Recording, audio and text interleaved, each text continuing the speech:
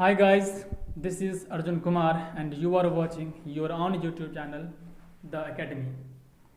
दोस्तों पिछली वीडियो में मैंने आप सबों के लिए आपके क्लास 10 का जो फर्स्ट चैप्टर था रियल नंबर, उस पर जो इंट्रोडक्शन बेसिस पे था कि सारी संख्याएं क्या होती है, वो कहाँ से आई, इस प्रकार का मैं वीडियो अपलोड किया था।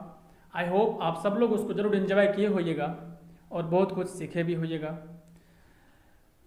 तो चलते हैं दोस्तों, इसी कड़ी को आगे बढ़ाते हुए जो आपके ही चैप्टर का जो नेक्स्ट टाइप है क्वेश्चंस का, वो है यूक्लिड डिवीजन एल्गोरिथम, जिसको हिंदी में यूक्लिड विभाजन प्रमेयिका कहा जाता है।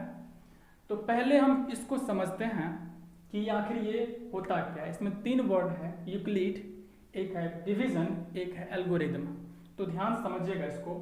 यूक्लिड के बारे में अगर मैं बताना चाहूँगा तो यूक्लिड एक बहुत बड़े, एक ग्रेट, वेरी ग्रेट मैथमेटिशियन थे, जिन्होंने ज्योमेट्री के फील्ड में इतना अच्छा अपना योगदान दिया कि इसको फादर ऑफ ज्योमेट्री कहा जाता है। इवन इन्होंने आपके चैप्टर नंबर सिस्टम में भी बहुत इंपॉर्टेंट रोल प्ले किया है और इन पर ही यूक्लिड डिवीजन एल्गोरिथम, जो कि आपका एक ठो एल्गोरिथम बना है। तो इनके बारे में समझ में आ गई होगी सारी बातें। नेक्स्ट बात होती है विभाजन की, डिवीजन की। डिवीजन से आप सब लोग वाकिफ हैं। और एक चीज है प्रमेयिका, जिसको बोलते हैं एल्गोरिथम। तो हम बात करते हैं एल्गोरिथम की कि ये एल्गोरिथम क्या होती है। दोस्तों एल्गोरिथम क्या होती है? एल्गोरिथम ये होती है कि किसी भी एक स्पेशल क्वेश्चंस को हम एक स्टेप बाय स्टेप अगर उसको सॉल्व करते हैं, तो वो स्टेप बाय स्टेप सॉल्व करने का प्रोसीजर, वो स्टेप बाय स्टेप सॉल्व करने के प्रोसीजर को हम एल्गोरिथम कहते हैं। क्लियर हो गया होगा? जैसे एग्जाम्पल की बात करते हैं हम। एग्जाम्पल से पहले आपको मैं एक बात और यहाँ पे लिखा हुआ है, एल्गोरिथम यहाँ पर और यहाँ पर लिखा है लेमा। तो ये एल्गोरिथम और लेमा थोड़ा सा कंफ्यूजन हो रहा होगा कि दोनों चीज आखिर ये क्या डिफरेंट है या फिर सेम है। तो मैं कहना चाहूंगा दोनों बहुत हद तक सेम है, बहुत ही माइनर सा डिफरेंस है। क्या है? तो ये एक प्रकार का स्टेप बाय स्टेप प्रोसीजर है, प्रोसेस, जिसको हम कहते हैं एल्गोरिथम। और लेमा की बात करी जाए तो लेमा आपको क्या होता है? लेमा होता है एक प्रकार का प्रूफ स्टेटमेंट कोई है, जिस स्टेटमेंट को हम प्रूफ कर चुके हैं, और उसी स्टेटमेंट से हम दूसरे क्वेश्चंस को अगर सॉल्व करते हैं, दूसरे स्टेटमेंट को अगर हम प्रूफ करते हैं, वो लेमा कहलाती है आपका। आई होप आप सबों को हो गया होगा क्लियर। तो चलिए अब एल्गोरिथम को हम एग्जांपल समझते हैं। एल्गोरिथम क्या होता है? एल्गोरिथम आपका हुआ जैसे कि अगर मान लीजिए कोई डिवाइड करते हैं हम, जैसे हम डिवाइड करते हैं 27 को डिवाइड करते हैं हम 4 से, बिल्कुल। तो यहाँ पर 4 6 जा 24, 4 छक्के 24, यहाँ बचा 3। अगर ये क्वेश्चन और थोड़ा सा अगर बड़ा होता तो यहाँ पर क्या होता और स्टेप बढ़ता, यानी किसी स्टेप को हम आगे बढ़ाते गए, यानी कि एक प्रकार का ये स्टेप बाय स्टेप प्रोसीजर हो गया, जिसको हम लोग बोलते हैं एल्गोरिथम। लेमा हो गया कि इसी प्रोसीजर को हम किसी फिक्स नए क्वेश्चंस को सॉल्व करने में, अगर इस प्रोसीजर के स्टेप को नहीं बल्कि इस प्रोसेस को हम, इसका जो फैक्ट होता है उसको अप्लाई करते हैं, वो लेमा के अंतर्गत आ जाता है। आई होप सबको क्लियर हो गया होगा। तो चलिए दोस्तों हम आगे बढ़ते हैं। डिवीजन में आप सब लोगों को पता होगा, जैसे कि अगर मान लीजिए कोई क्वेश्चन लेते हैं हम, क्या 37, इसको अगर हम डिवाइड देते हैं 3 से, 37 आपका है, इसको अगर हम डिवाइड देते हैं 3 से, ये एक प्रकार का डिवीजन होता है। तो डिवीजन में यहाँ पर 3 1 जा 3, ठीक, 0 7, 3 2 जा 6, बचा 1। तो यहाँ पर क्या सब होता है, सबका नेमिंग सबको पता होगा। इसको हम लोग कहते हैं क्या? तो रिमाइंडर। इसको हम लोग बोलते हैं रिमाइंडर, जिसको बोलते हैं हिंदी में शेषफल, ठीक। अब यहाँ पर ये क्या होती है? तो ये आपका होता है क्वोशंट, जिसको बोलते हैं हम लोग भागफल। और ये होती है आपका, इसको बोलते हैं हम लोग डिवाइजर, जिसको बोलते हैं हम लोग हिंदी में भाजक। और ये नेक्स्ट आपको एक और बच गया बीच वाला, इसको क्या कहते हैं? इसको कहते हैं डिवाइडेंड, जिसको हिंदी हिंदी में बोलते हैं हम लोग भाज्य। और सब दिन से हम लोग पढ़ते आ रहे हैं बचपन से कि भाज्य बराबर भाजक गुने भागफल जोड़ शेष। इस बात को हम पढ़ते तो आ रहे हैं, लेकिन आखिर ये था क्या? तो यही था आपका यूक्लिड डिवीजन एल्गोरिथम। तो आइए देखते हैं इसको। यहाँ पर क्या अगर हमको पूछेगा, अगर ये सारी बातें हमको अगर दिया जाता है, जैसे कि 3 दे दिया जाएगा जो कि डिवाइजर के रूप में, आपको 12 दे देगा आपको क्वोशंट के रूप में, और आपको रिमाइंडर दे देगा 1 दे देगा आपको रिमाइंडर के रूप में। तो आपको इसको कैसे लाइएगा? इसको आप ऐसे लाइएगा 3 इंटू 12 प्लस 1 जो कि ये आपका बना क्या 37। ठीक, ये आपका क्या बना 37। और यहाँ पर यही एक प्रोसेस बना, जैसे कोई संख्या अगर 37 को अगर हम a मान लेते हैं a, तो यहाँ पर क्या होगा ये आपका b हो गया b, यहाँ पर ये मल्टीप्लाई में क्वोशंट को क्या बोलते हैं q बोलते हैं, और यहाँ पर r हो गया। तो यहाँ पर क्या हो गया a is equal to b q plus r।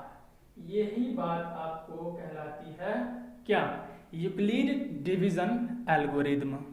बिल्कुल। अब यहाँ पर एक कंडीशन है, आप किसी भी डिवाइड को करिएगा तो डिवाइड को करने के बाद आप उस पर गौर से देखिएगा तो आपको क्या देखने को मिलेगा कि ये 1 जो है ये रिमाइंडर जो है हमेशा डिवाइजर से छोटा होगा, ना तो इसके बराबर हो सकता है ना ही इससे बड़ा हो सकता है। अगर ऐसा अगर हो रहा है तो आपका डिवीजन गलत है। तो यहाँ पर एक बात क्या आती है कि वेयर r जो होगा वो या तो 0 से बड़ा होगा या 0 के बराबर होगा या फिर 3 से छोटा होगा। आई होप आपको ये बात क्लियर हो गया होगा, किन्हीं को कहीं पर कोई डाउट नहीं हुआ होगा। अब यहाँ पर देखिए, इतनी सारी बातें सबको समझ में आ गया होगा कि यूक्लिड डिवीजन एल्गोरिथम क्या है। एक प्रकार का प्रोसीजर है डिवीजन का, जिसमें a is equal to b q plus r. बात वही होती है, a आपका डिवाइडेंड है, b आपका डिवाइजर है, q आपका क्वोशंट है और आपका रिमाइंडर है। यहाँ तक सबको सारी बातें क्लियर हो गई होगी। आपका यूक्लिड डिवीजन एल्गोरिथम से एक रिजल्ट निकल करके आया, और वो क्या आया कि a इज इक्वल टू क्या बी क्यू प्लस आर। बिल्कुल, a is equal to b q plus r. अगर हम यहाँ पर इसमें अगर हम मान लीजिए यहाँ पर अगर हम 3 से अगर डिवाइड देते हैं, 3 से अगर मान लीजिए इसको हम 2 से डिवाइड देते हैं 2 से, तो क्या होगा, क्या बनेगा a is equal to 2q plus आर। अब यहाँ पर समझिएगा, यहाँ पर r क्या होगा, यहाँ पर आपका r जो होगा r का वैल्यू या तो 0 हो सकता है या फिर 1 हो सकता है। अगर इसी चीज को अगर हम डिवाइड देते हैं किससे 3 से अगर हम डिवाइड देते हैं तो क्या निकलेगा a is equal to 3q plus r। और यहाँ पर जो r का जो वैल्यू होगा वो क्या होगा 0 हो सकता है, 1 हो सकता है, 2 हो सकता है, यानी कि इस तीनों में से ही कोई एक होगा। बिल्कुल सारी बातें समझ में आ रही होगी आप लोगों को। तो चलिए हम आगे। अब यहाँ पर आपके बुक में इस पर बेस्ड HCF वाला कंसेप्ट को अप्लाई किया गया है। यूक्लिड डिवीजन एल्गोरिथम से HCF किस प्रकार से फाइंड किया जाता है उस पर हम लोग चर्चा करने वाले हैं। तो आइए देखते हैं हम यहाँ पर एक चीज, जैसे अपने मन से कोई क्वेश्चन लेते हैं, इसका HCF निकालना है तो डिवीजन मेथड अप्लाई करेंगे यहाँ पर। वैसे HCF निकालने का बहुत सारा तरीका होता है, prime factorization method, factored method, division method और यूक्लिड डिवीजन एल्गोरिथम के थ्रू। तो यहाँ पर हम चर्चा करने वाले हैं यूक्लिड डिवीजन एल्गोरिथम के ऊपर। मैं LCM HCF को लेकर के एक प्रॉपर वीडियो बनाऊंगा जिसमें LCM HCF का शॉर्ट ट्रिक से लेकर के जो वेरी वास्ट यानी कि जो प्रोसेस के साथ कैसे उसको बनाया जाता है, कितने सारे टाइप्स होते हैं, उसका सारा मैं कवर करूंगा। फिलहाल आप यहाँ पर ध्यान दीजिए। अगर हम जो HCF करने का प्रोसेस है क्या है, जो बड़ी संख्या होती है उसमें क्या छोटी संख्या से डिवाइड दिया जाता है। तो यहाँ पर 24 1 जा 24 बचा कितना 6, अब 6 से डिवाइड कीजिए 24 में, तो 6 4 जा 24, यहाँ पर क्या होगा 0 हो गया। तो ध्यान दीजिएगा, जब जैसे ही यहाँ पर रिमाइंडर 0 हो गया, रिमाइंडर क्या हुआ आपका 0 हुआ, तो रिमाइंडर 0 जिस स्टेप में हुआ उस स्टेप का डिवाइजर, उस स्टेप का भाजक, यानी कि ये जो होगा ये क्या होगा, ये आपका होगा अंतिम अंतिम भाजक यानी कि लास्ट डिवाइजर, यही आपका क्या बन जाएगा, यही आपका क्या HCF हो जाएगा। यानी कि इसका HCF जो होगा वो क्या होगा 6 होगा इस क्वेश्चन का। अब इसी बात को यहाँ पर एक स्टेप बाय स्टेप में लिखा है, लिखिए। और वो कैसे लिखिएगा तो यहाँ पर ध्यान दीजिए कि अगर इसको हम कैसे इस बात को लिखें, 30 इज इक्वल टू अगर लिखना चाहेंगे हम तो कैसे, जो मेरा b है यानी कि 24 जिससे डिवाइड देते हैं वो हमेशा b, और यहाँ पर इंटू q यानी कि 1, और प्लस में आपका हो गया 6, और यहाँ पर देखिए यहाँ पर ये r रिमाइंडर होती है और r यहाँ पर अभी 0 नहीं है। इस स्टेप को और आगे बढ़ाएंगे हम कैसे, अब मेरा ये 24 यहाँ पर आ जाएगा, 24 इज इक्वल टू, अब इस 24 को किससे डिवाइड दिए हैं हम 6 से डिवाइड दिए हैं, और यहाँ पर इंटू 4 और प्लस यहाँ पर 0। बिल्कुल क्लियर हो रहा होगा सभी लोगों को।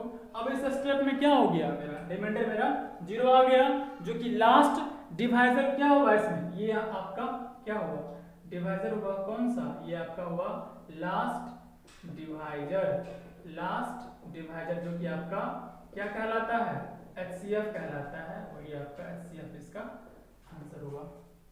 यहाँ तक सबको सारी बातें क्लियर हो रही होगी अच्छे से। आइए दोस्तों, अभी तक हमने पढ़ा कि यूक्लिड डिवीजन एल्गोरिथम क्या होती है, वो कैसे आया, किस प्रोसेस से आया, और मैंने उस पर बेसिस HCF वगैरह कैसे निकलता है उस पर भी मैंने चर्चा किया था। तो आइए इसमें अब जो यूक्लिड डिवीजन एल्गोरिथम का जो एक एल्गोरिथम था A is equal to BQ plus R, वो सब पर भी मैंने चर्चा कर लिया, R के बारे में भी मैंने बता दिया। अब हम लोग एंटर करते हैं NCERT एक्सरसाइज 1.1 का जो पहला क्वेश्चन है कि find HCF by Euclid division. इसको आइए हम शुरू करते हैं बनाना। जैसे कि इसको क्या करेंगे 135 से इसमें डिवाइड लगाएंगे 225 में जो बड़ी संख्या होती है। अब यहाँ पे कितना एकम लगेगा 135, इसको घटाइए 90, फिर 90 से 135, फिर 90 एकम 90 कितना 45, फिर 40 से 90, 45 टू जा 90 यानी कि 0 हो गया। और मैंने बताया था आपको कि जिस स्टेप में यानी कि ये एक HCF निकालने का प्रोसेस है, तो जिस स्टेप में रिमाइंडर 0 आ जाए तो उसका जो डिवाइजर होगा वही आपका HCF होता है। तो इस पहला क्वेश्चन का आंसर क्या होगा आपका 45। सबको समझ में आ गया होगा। अगर इसी बात को अगर लिखेंगे हम इस एल्गोरिथम के अनुसार तो बस कुछ नहीं है, सिंपल सी बात है। जो मेरा 225 है, ये क्या 225, इसको हम कैसे लिखेंगे और 135 से ही मल्टीप्लाई करेंगे। जो 135 से डिवाइड देंगे हम कितना, इसको 1 जा प्लस करेंगे कितना 90। बिल्कुल हो रहा होगा सब क्लियर। अब यहाँ पर रिमाइंडर क्या आया 90 आया, 0 तो आया नहीं यहाँ पे, तो तब तक इस स्टेप को हम फॉलो करते जाएंगे जब तक कि ये 0 ना हो जाए। तो यहाँ पर आइए इसको अगर हम अगला स्टेप इसका जो होगा 135 इज इक्वल टू, अब इसको किससे 90 से डिवाइड देंगे हम 90 इंटू 1 प्लस 45। अगेन यहाँ पर भी 0 नहीं हुआ रिमाइंडर, तो अगला स्टेप पे चलिए। तो यहाँ पर 90 is equal to 45 into 2 plus 0। अब यहाँ पर देखिए आप, यहाँ पर रिमाइंडर 0 आ चुका है। यही एक प्रोसेस है, प्रोसीजर है जिसको एल्गोरिथम यूक्लिड डिवीजन एल्गोरिथम कहा जाता है। और यहाँ से जो आपका लास्ट स्टेप का जो डिवाइजर हुआ वही आपका HCF होता है। आई होप आपको अच्छे से क्लियर हो गया होगा, कहीं पर भी कोई डाउट नहीं हुआ होगा। इस पर बेस्ड अभी 2 क्वेश्चंस और है, उसको मैं आप पे छोड़ता हूँ, आप उसको जरूर बनाने की कोशिश करिएगा इस टाइप से या फिर इस टाइप से। बाग डिवीजन एल्गोरिथम ही कह रहा है तो आप इसको ऐसे लिखिए फिर इसको ऐसे बनाइए, कोई दिक्कत नहीं है। तो चलते हैं हम इसी आपके NCERT के नेक्स्ट क्वेश्चन की तरफ, क्वेश्चन नंबर 2 की तरफ चलते हैं और इसको हम रेज करते हैं। तो दोस्तों कैसा रहा अब तक का सफर आप सबका। आई होप अब तक आप लोगों को बहुत ही अच्छा महसूस हो रहा होगा, क्योंकि अब तक का क्वेश्चन ही कुछ ऐसा था जो कि आप सब लोग इससे रूबरू पहले से भी थे, लेकिन अब जो स्टेप्स आ रही है वो थोड़ा सा पेचीदा क्वेश्चंस आ रही है। बहुत सारे स्टूडेंट्स को ये क्वेश्चन सब तो समझ में बहुत ही मुश्किल से आती है। अब यहाँ पर कुछ लोग तो ऐसे भी होते हैं जो इसके स्टेप्स को याद कर लेते हैं और एग्ज़ाम में जैसे ही क्वेश्चन आता है बस उसको याद किया हुआ चीज़ को लिख देते हैं। लेकिन थोड़ा सा सब्र करिएगा, मैं भले ही थोड़ा सा मैं धीरे धीरे चल रहा हूँ सारे स्टेप्स को लेकर के, सारे टैप को लेकर के, लेकिन यहाँ पर मैं समझाने की मैं पूरी कोशिश करूँगा। जो बातें मैं बताने जा रहा हूँ उसको ध्यान से समझिएगा, जो कि नेक्स्ट जो क्वेश्चंस का टाइप है ये 2Q, कोई भी इवन नंबर 2Q के फॉर्म में होती है, कोई भी ऑड नंबर आपको कहेगी 2Q+1 के फॉर्म में होती है, या फिर बोलेगा जो किसी इवन नंबर का स्क्वायर 4m के फॉर्म में होता है, किसी भी ऑड नंबर का स्क्वायर 4m+1 के फॉर्म में होता है। ये सब प्रूफ करने के लिए आपसे बोलेगा। तो मैं इसको बताने से पहले मैं कुछ कंसेप्ट आपको मैं बताने जा रहा हूँ, थोड़ा ध्यान से उसको समझने का कोशिश करिएगा। ये कंसेप्ट आपका ये है, जैसे कि कोई भी नंबर अगर होती है, हम बात किए थे नेचुरल नंबर, हम आपको बताए थे लास्ट वीडियो में कि ये नेचुरल नंबर यानी कि प्राकृतिक संख्याएं, क्या प्राकृतिक संख्याएं, जो भी प्राकृतिक संख्याएं होती हैं वो आपको कहां से 1 2 3 4 5 एक्सेट्रा होती है, बिल्कुल होती है। उसमें आप ध्यान रखिएगा कि एक ऑड है तो एक इवन है, एक ऑड है तो एक इवन है, एक ऑड है तो एक इवन है, बिल्कुल समझिएगा ध्यान से। तो यहाँ पर जैसे कि अगर आपसे मैं बोलूं एक बात कि आप ऐसा दिखाइए, ऐसा शो करिए, क्वेश्चन रहेगा कि show that any positive integer either in the form of 2Q और इन द फॉर्म ऑफ 2Q+1। जैसे कि चलिए आपका मैं क्वेश्चन लिख दे रहा हूं। Any positive integer either in the form of 2Q और 2Q+1, या इसी क्वेश्चंस को आपको ऐसे पूछ सकता है कि सो दैट कि any even number in the form of 2Q और any odd number in the form of 2Q+1।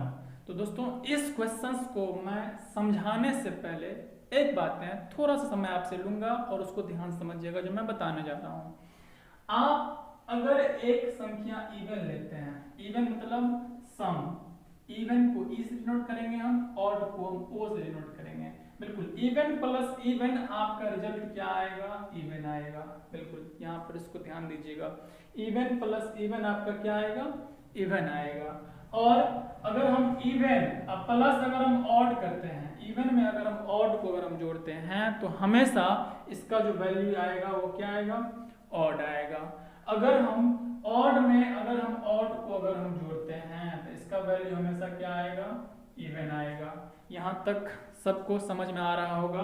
और अगर मल्टीप्लाई करते हैं किसी भी संख्या में, अगर आप मल्टीप्लाई कर दीजिए इवन नंबर से, या तो इवन में मल्टीप्लाई करिए या तो फिर ऑड में मल्टीप्लाई करिए, किसी में मल्टीप्लाई करिएगा तो आपका ये जो नंबर बनेगी वो हमेशा क्या बनेगी, इवन बनेगी। एग्जाम्पल के तौर पर समझ लीजिएगा, इसका एग्जाम्पल अगर लिखना चाहेंगे हम तो 4 + 6 = 10, even plus even even, even plus odd 4 + 3 करेंगे तो क्या होगा, 7 होगा, जो कि आपका ऑड है। अगर हम बात करेंगे 5 + 5 क्या होगा आपका 10 होगा, जो कि आपका क्या है, इवन है, बिल्कुल। अगर हम बात करेंगे 3 नहीं, इवन संख्या लेंगे हम, जैसे कि अगर हम 2 की बात करेंगे 2 × 3 यहाँ पे 6 होगा, या फिर 2 × 4 यहाँ पे क्या होगा, 8 होगा, जो कि ये भी इवन है और ये भी आपका इवन है। घबराइएगा नहीं और सोचिएगा मत कि सर क्या बताने जा रहे हैं। मैं बताने जा रहा हूँ इसी को लेकर के, कुछ बताने का ये मेरा तरीका है, इसको गौर से समझिएगा। अब यहाँ पर देखिए, अब यहाँ पर बात करते हैं इवन नंबर। अगर मान लीजिए कोई भी 2 आपका हुआ, बिल्कुल कोई भी नंबर आपका अगर 2 हुआ, अगर उस 2 से मल्टीप्लाई करते हैं किसमें, किसी नंबर में, जैसे कि 4 यानी कि 8 हुआ, इवन हो गया। अगर उस 2 से मल्टीप्लाई करते हैं किसी भी नंबर यानी Q में, तो क्या होगा, ये जो 2Q होगा वो क्या होगा, 2Q जो होगा आपका वो भी आपका इवन होगा। अगर हम 2 से मल्टीप्लाई करते हैं किसमें, Q+1 में अगर मल्टीप्लाई करते हैं तो क्या होगा, ये भी आपका क्या होगा, ये भी आपका इवन ही होगा। यहाँ तक समझिएगा ध्यान से। अगर मैं इसको ऐसे लिखा रहेगा तो मैं उसको वहां पर जस्ट कह सकता हूं कि ये आपका इवन नंबर है। अगर ऐसा लिखा रहेगा 2q लिखा रहेगा तो उसको हम वहां पर कह सकते हैं कि ये आपका इवन नंबर है, क्योंकि यहाँ पर 2 से मल्टीप्लाई है। यानी कि किसी भी इवन नंबर का मल्टीप्लिकेशन किसी ऑड में करें या फिर किसी नंबर में करें तो वो हमेशा इवन नंबर ही प्रोवाइड करती है। यहाँ तक सारी बातें आपको क्लियर हो गया होगा मेरे हिसाब से। चलिए अब देखिए यहाँ पर जो क्वेश्चन कह रहा है 2q या 2q+1 के फॉर्म में हो, इसका मतलब ये हुआ कि इसमें कोई इंटीजर कोई नंबर ऐसा माना गया a, उस नंबर को डिवाइड किया गया इस 2 से, तो 2 से डिवाइड जैसे ही करेंगे हम तो हमको कुछ ना कुछ रिमाइंडर आएगी और कुछ ना कुछ क्वोशिएंट होगा। बिल्कुल। अब यहाँ पर यूक्लिड डिवीजन एल्गोरिथम के प्रयोग करके इसको हम यहाँ पर क्या लिख सकते हैं, इसको लिख सकते हैं हम a = 2q + r, 2q + r के फॉर्म में इसको हम लिख सकते हैं। वेयर जहां या तो 0 से बड़ा होगा या 0 के बराबर होगा और क्या होगा 2 से हमेशा आपका छोटा होगा। मतलब यहाँ पर दो केसेस बनती है कि r का वैल्यू हम 0 पुट कर सकते हैं या फिर r का वैल्यू हम 1 पुट कर सकते हैं। ये दोनों चीज यहाँ पर हम पुट कर सकते हैं। अब यहाँ पर आप गौर से देखिएगा तो अगर एक बार 0 पुट करते हैं अगर हम पुट, यानी कि अगर हम एक बार r का वैल्यू 0 रखते हैं तो a = क्या होगा, a = होगा आपका 2q, और अगर हम r का वैल्यू अगर 1 रखते हैं तो a = क्या होगा 2q + 1 होगा। तो आ गया ना, एगो फॉर्म 2q और एगो फॉर्म 2q + 1 के रूप में। आई होप यहाँ तक सारी बातें आपको अच्छे से समझ में आ रही होंगी और ये आप समझ भी गए होइएगा। तो चलिए अब हम बढ़ते हैं आपके एनसीईआरटी बुक के जो क्वेश्चन नंबर 2 है उस पर। उससे पहले आप यहाँ पर इस क्वेश्चन को देख लीजिए। इसी क्वेश्चन को घुमा करके आपको एक और टाइप में पूछ सकता है। कैसे पूछ सकता है कि so that every even positive integer in the form of 2q and every odd positive integer are in the form of 2q + 1। तो इस क्वेश्चन को इसी का सेम क्वेश्चन थोड़ा सा लैंग्वेज को घुमा देगा और आपको लिख देगा, वो भी इसी प्रकार से सॉल्व होगी। अब रहा बात कि इसमें लैंग्वेज क्या लिखेंगे, तो लैंग्वेज लिखना मैक्सिमम लोगों को आता होगा, इसको नहीं आता समझ लीजिएगा ध्यान से। हम यहाँ पर लिखेंगे कि ऐसा मान लेंगे कि let any number a which is divided by 2, जिसको हम 2 से डिवाइड करते हैं, तो 2 से डिवाइड करने पर given some quotient q as quotient q and some remainder r, then according to by Euclid division algorithm a = 2q + r। उसके बाद आप इस प्रकार के प्रोसेस को बना करके दिखा सकते हैं। बिल्कुल। चलिए क्लियर हो गया होगा। आगे बढ़ते हैं हम आपके एनसीईआरटी के क्वेश्चन नंबर 2 की तरफ मूव करते हैं। आपका क्वेश्चन है दर्शाइए कि कोई भी धनात्मक विषम पूर्णांक 6q + 1 या 6q + 3 या 6q + 5 के रूप में होता है जहां q एक पूर्णांक इंटीजर है। चलिए अब इस बात को देखते हैं। हम आपको दोस्तों पहले ही बता चुके हैं कि कभी भी अगर इस फॉर्म में क्वेश्चन अगर दिया रहता है तो इसका मतलब ये हुआ आपको कोई ना कोई नंबर a मानना पड़ेगा जिसको आप 6 से डिवाइड दीजिएगा। ध्यान दीजिएगा वही सेम प्रोसेस यहाँ पर भी है। आप कोई नंबर a मान लीजिए, उसको आप 6 से डिवाइड दीजिए, तो सिंपल सी बात है कुछ ना कुछ रिमाइंडर छोड़ेगा ही, और डिवाइड देंगे तो कोसेंट कुछ ना कुछ होगा ही कोसेंट।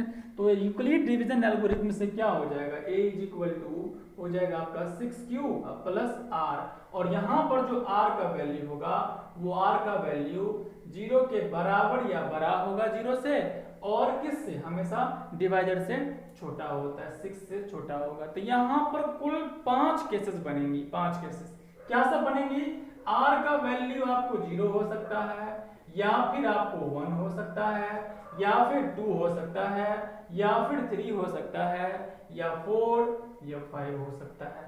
अब आप बारी बारी से पुट करेंगे अगर r का वैल्यू, तो यहाँ पर a = क्या होगा 6q + 0 यानी कि 6q होगा। यहाँ पर a = क्या होगा 6q + 1 होगा, और आप देखिएगा तो 6q + 2, 6q + 3, 6q plus 4 6q plus 5। अब इसको ध्यान से देखिए, बारीकी से समझने की कोशिश करिएगा। अगर यहाँ पर देखेंगे इसको हम 6q क्या है, 2 का मल्टीपल है, बिल्कुल। कैसे, तो देखिए ऐसे 2 इंटू 3q, यानी कि 2 का मल्टीपल हुआ तो ये इवन संख्या हो गई। मतलब कोई भी ऑड पॉजिटिव इंटीजर इस रूप में नहीं हो सकती है। ये क्या बन जाएगी, ये बन जाएगी इवन बन जाएगी। अब यहाँ पर आइए, यहाँ पर आप देखिएगा 2 इंटू 3q, 2 इंटू 3q तो आपका है ही, यहाँ पर ये इवन है, लेकिन प्लस में क्या हो गया, 1 हो गया, तो ये आपको ऑड संख्या बन गई। ये बात मैं पहले बता चुका हूँ कि किसी इवन में अगर ऑड को ऐड करते हैं तो वो क्या होती है, ऑड बन जाती है। और कैसे बन गई आप आसानी से देख सकते हैं। इसकी बात करेंगे तो 2 हम कॉमन लेंगे, हम 3q प्लस 1 हो जाएगा। हम बता चुके हैं किसी भी नंबर में अगर हम 2 से मल्टीप्लाई करते हैं तो वो क्या हो जाती है, आपका इवन बन जाती है। तो ये क्या बन गया आपका इवन। तो यानी कि अब इसको बात करेंगे, इसकी बात करेंगे तो ये भी आपका ऑड हुआ। अगर इसकी बात करेंगे तो ये मेरा इवन हुआ। कैसे हुआ, तो आप इसको 2 कॉमन लीजिएगा तो 3q प्लस 2 होगा, जो कि आपका इवन बन जाएगा। अगर इसकी बात करेंगे तो ये आपका ऑड हुआ। दैट मीन्स मेरा जो ये क्वेश्चन कह रहा है कि सभी धनात्मक विषम संख्या, एवरी पॉजिटिव ऑड इंटीजर क्या होगा, या तो ये होगा, या तो ये होगा, और या तो ये होगा। आई होप आप लोगों को क्लियर हो गया होगा। यहाँ पे मेरा जो दर्शाना है, जो प्रूफ करना था, जो शो करना था, वो मैंने शो कर दिया है। क्लियर सभी लोगों को। अगर अच्छा लग रहा है, समझ में अगर आ रहा है अच्छा से, तो वीडियो को लाइक जरूर करिएगा और अपने जैसे दोस्तों के पास, ताकि उसको भी सारी बातें समझ में आ जाए, उसके पास शेयर भी जरूर करिएगा। ठीक है, चलिए अब आगे बढ़ते हैं हम लोग, अगला क्वेश्चन की तरफ हम मूव करते हैं। क्वेश्चन नंबर 3 जो है, अब क्वेश्चन नंबर 3 को ध्यान से पढ़िएगा। कह रहा है किसी परेड में 616 सदस्यों वाली एक सेना आर्मी की टुकड़ी को 32 सदस्यों वाले एक आर्मी बैंड के पीछे मार्च करना है। बिल्कुल, दोनों समूहों को समान संख्या वाले स्तंभों में मार्च करना है। उन स्तंभों की अधिकतम संख्या क्या है जिसमें वे मार्च कर सकते हैं। दोस्तों एक बात आप गांठ बांध लीजिए, मैक्सिमम अधिकतम की बात जब भी करेगा क्वेश्चंस में। अब यहाँ पर देखिए HCF highest common factor, HCF highest common factor यानी कि हाईएस्ट मतलब अधिकतम, मैक्सिमम की बात कर रहा है, तो वहां पर क्या निकालना है आपको, HCF निकालना है। तो इस क्वेश्चन को सॉल्व करने के लिए आप सब लोग पूरी तरीके से तैयार हैं, और आप क्या करिए, इसमें जो दिया हुआ है 616 और 32, इसका HCF निकाल दीजिए। जो आपका HCF आएगा वही आपका आंसर हो जाएगा। आप यूक्लिड डिवीजन एल्गोरिथम्स का यूज करिए और इसका HCF निकाल दीजिए। चलिए, तो आई होप आप सब लोग इसको बना लीजिएगा। जिसको बन जाएगा वो जरूर कमेंट में यस लिखिएगा जरूर। चलिए आगे बढ़ते हैं हम लोग। अब आगे नेक्स्ट क्वेश्चन की तरफ मूव करते हैं और नेक्स्ट क्वेश्चन आप लोगों को दिखाते हैं। तो चलिए, क्वेश्चन कह रहा है यूक्लिड डिवीजन एल्गोरिथम का प्रयोग कर दिखाइए कि किसी धनात्मक पूर्णांक का, किसी पॉजिटिव इंटीजर का वर्ग यानी कि स्क्वायर किसी पूर्णांक m के लिए 3m या 3m प्लस 1 के रूप में होता है। बहुत ही अच्छा सा क्वेश्चन है, इसको समझने का पूरा कोशिश करिएगा और मुझे पूरा उम्मीद है, मैं दावे के साथ कह सकता हूँ कि आप लोग इसको देखने के बाद बहुत अच्छे से समझ जाइएगा।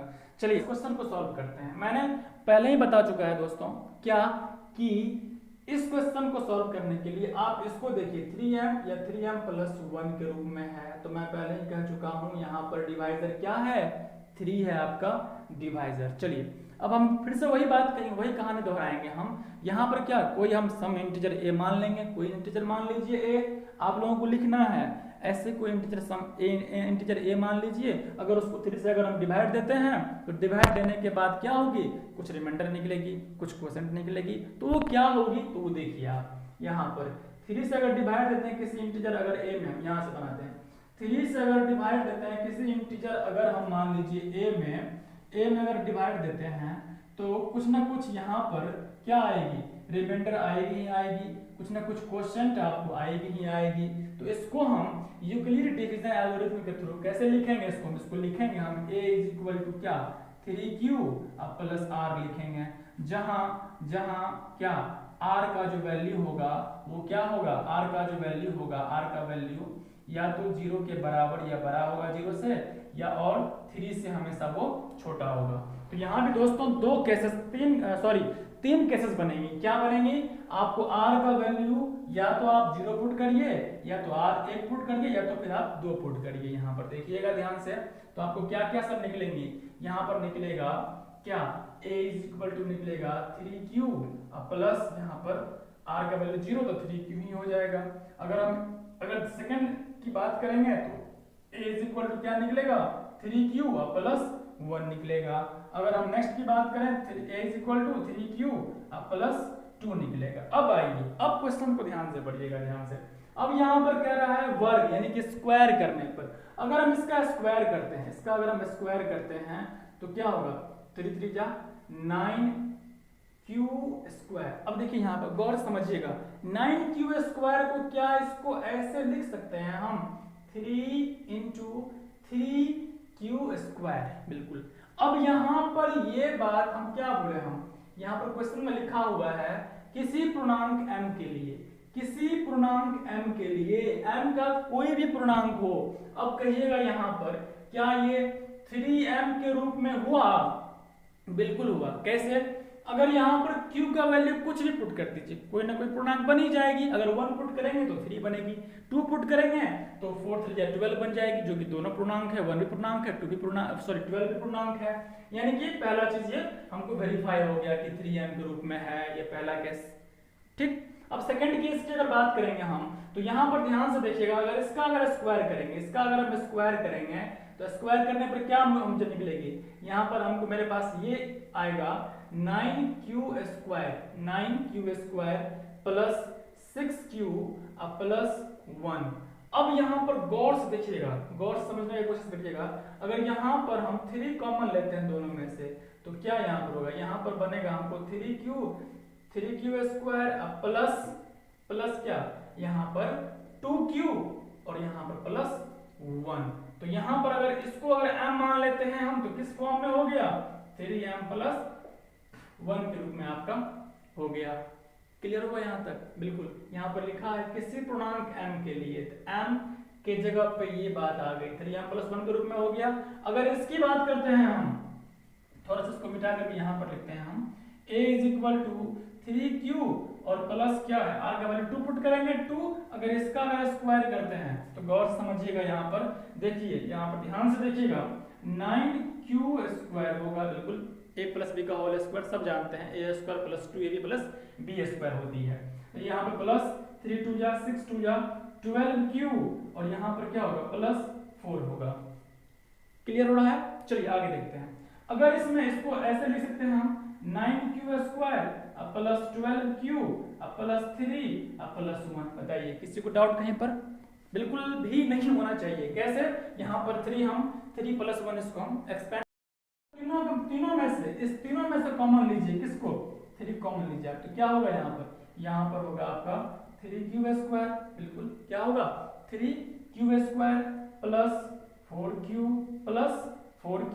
और प्लस 1 और ये प्लस 1 यहाँ पर बाहर में आ जाएगी। तो इस बार m के जगह पे, यहाँ पर 3m के जगह पे ये पूर्णांक आ जाएगा, तो यहाँ पर इसको लिखेंगे हम 3m प्लस 1। तो यहाँ पर देखिए दोस्तों, सारी बातें मुझे यहाँ पे प्रूफ हो चुकी है इस क्वेश्चन के अनुसार कि किसी धनात्मक पूर्णांक का अगर वर्ग करते हैं यानी कि उसका स्क्वायर करते हैं, तो स्क्वायर करने के बाद जो भी पूर्णांक आता है वो आपको एक या तो 3m के फॉर्म में आया, या फिर 3m प्लस 1 के फॉर्म में आया, यहाँ भी 3m प्लस 1 के फॉर्म में आ गया। आई होप आपको इस क्वेश्चन का सॉल्यूशन भी बहुत अच्छे तरीके से समझ में आ गया होगा। तो चलिए हम चलते हैं अपने अगले क्वेश्चंस, जो कि आपका लास्ट क्वेश्चन कह रहा है आपका, यूक्लिड विभाजन प्रमेयिका का प्रयोग कर दर्शाइए कि किसी धनात्मक पूर्णांक का घन 9m प्लस 1 या 9m प्लस 8 के रूप में होता है। बिल्कुल, बहुत ही अच्छा सा क्वेश्चन, यहाँ पर ध्यान दीजिएगा। इस क्वेश्चन को हम 2 टाइप से स्टूडेंट कर सकते हैं। कैसे? तो यहाँ पर जैसे कि मैंने बताया कि आपको 9m है, 9m प्लस 1 है, 9m प्लस 8 है। ध्यान दीजिएगा यहाँ पर, जैसे कि मान लीजिए 9 है आपका, अब यहाँ पर भाजक क्या हुआ आपका, भाजक के रूप में आपका 9 है। अगर आप किसी नंबर को a को अगर आप 9 से डिवाइड देते हैं, अगर आप 9 से डिवाइड दीजिएगा तो डिवाइड देने के बाद आपका जो रिमाइंडर होगा उस रिमाइंडर में कुल 9 केसेस हो जाएगा। क्या, 0 से लेकर के 8 तक का 9 केसेस हो जाएगा। अब आप 9 केसेस को अगर बनाइएगा तो बहुत ही टाइम टेकिंग हो जाएगा, लेंदी बन जाएगा। तो ऐसे क्वेश्चन को करने के लिए इसको ध्यान से समझिएगा। इसमें हम वही कहानी वही अपनाएंगे हम, जो मेरा लिखने वाला बात है वही बात। क्या, कोई नंबर a है उसको अगर 3 से डिवाइड देते हैं हम, 3 से डिवाइड देने के बाद रिमाइंडर r होता है और क्वोशंट q होता है, भागफल q होता है। अब यहाँ पर देखिए, जैसे ही 3 से हम आपको समझाने के लिए कर रहे हैं ये चीज, 3 से अगर डिवाइड दीजिएगा किसी भी नंबर में यहाँ पर, तो एज यूजुअल यहाँ पर रिमाइंडर बचेगा r और क्वोशंट होगा आपका q। और यूक्लिड डिवीजन एल्गोरिथम से यहाँ पर जो होगा आपका क्या होगा, a is equal to 3q plus r, ये आपका होगा। और r का जो वैल्यू होगा हम बता चुके हैं, 0 के बराबर, 0 से बड़ा या बराबर एंड 3 से छोटा। तो यहाँ पर कुल 3 केसेस बनेंगे, 3 केसेस। और वो क्या क्या बनेगी, 0 बनेगी, ठीक, फिर 1 बनेगा, फिर आपका 2 बनेगा। अब यहाँ पर देखिएगा ध्यान से, अगर हम पहला केसेस की बात करते हैं, r इज इक्वल टू अगर हम 0 पुट कर सकते हैं तो a इज इक्वल टू क्या होगा, 3q होगा, 3q होगा। अब यहाँ पर ध्यान दीजिएगा, 3q होगा। अब यहाँ पे कह रहा है का घन, स्क्वायर नहीं, क्यूब की बात कर रहा है। अगर वो क्यूब अगर करेंगे इसका अगर हम, तो क्यूब करने पर ये क्या होगा, 27q क्यूब हो जाएगा।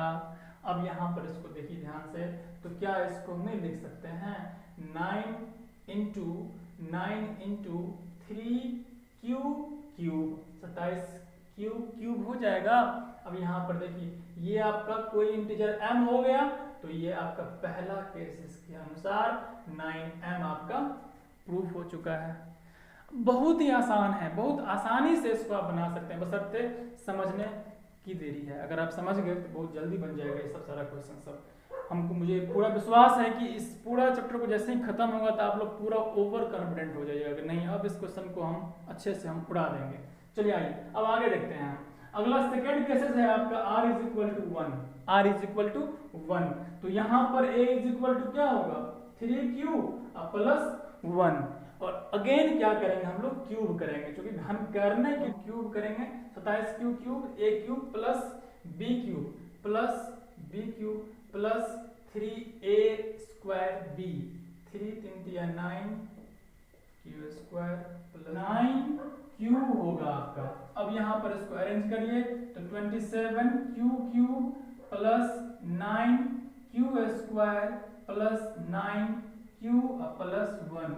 अब यहाँ पर अगर आप 9 कॉमन लेते हैं तो ये 3q क्यूब है ना, plus q square plus q ये प्लस 1। इसको अगर हम, ये मेरा इंटीजर अगर मेरा m हो गया तो ये क्या हो गया, 9m प्लस 1 के फॉर्म में हो गया। सेकंड बात मेरा प्रूफ हो गया।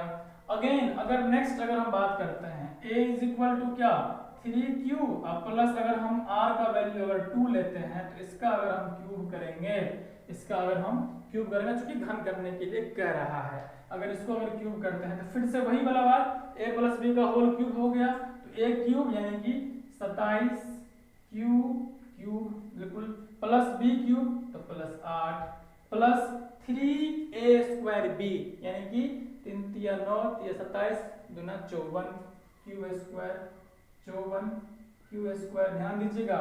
और इसके बाद प्लस 3ab स्क्वायर, 3 3 9 9 4 36 q, ध्यान दीजिएगा। अब यहाँ पर इसको अरेंज करके कॉमन लेंगे हम तो फिर से वही 9 कॉमन होगा, यहाँ पर हो जाएगा 3q क्यूब प्लस 9 6 के 54 q, तब ना q स्क्वायर, और यहाँ पर प्लस 9 4 36 4q प्लस का ये 8 बाहर में बच जाएगा। अब यहाँ पर देखिए ध्यान से, अब यहाँ पर इंटीजर ये m हो गया, यहाँ पर इंटीजर ये m था, अब यहाँ पर 9m प्लस 8। तो तीनों केसेस आपका वेरीफाई हो चुका है। पहला cases 9m, second cases 9m plus 1 और लास्ट केसेस 9m प्लस 8। चलिए, अब इतनी सारी बातें बताने के बाद अब आप सबों के फेस पे स्माइल श्योर आना चाहिए, क्योंकि अब आप लोग बहुत अच्छे से चैप्टर 1.1 को यानी एक्सरसाइज 1.1 को पूरा बढ़िया से ख़त्म कर चुके हैं। अब आपके पास जो भी कोई एक्स्ट्रा बुक अगर है, चाहे वो RS अग्रवाल हो, चाहे वो RD शर्मा हो, चाहे किसी भी पब्लिकेशन का बुक हो, उसको उल्टाइए और पूरा धूम मचा दीजिए। चलिए, अब हम इसके बाद मैं नेक्स्ट वीडियो में जो आपका नेक्स्ट एक्सरसाइज है वो मैं कवर कराने की कोशिश करूँगा। और अगर मेरा वीडियो ये अच्छा लग रहा है तो मैक्सिमम से मैक्सिमम शेयर करिए, ताकि सभी स्टूडेंट के पास जो उसका इसका फ़ायदा हो सके। और हमारे चैनल को सब्सक्राइब जरूर करिए और लाइक और कमेंट तो निश्चित तौर पर करिए, ताकि हम भी इसमें कुछ सुधार कर सकें।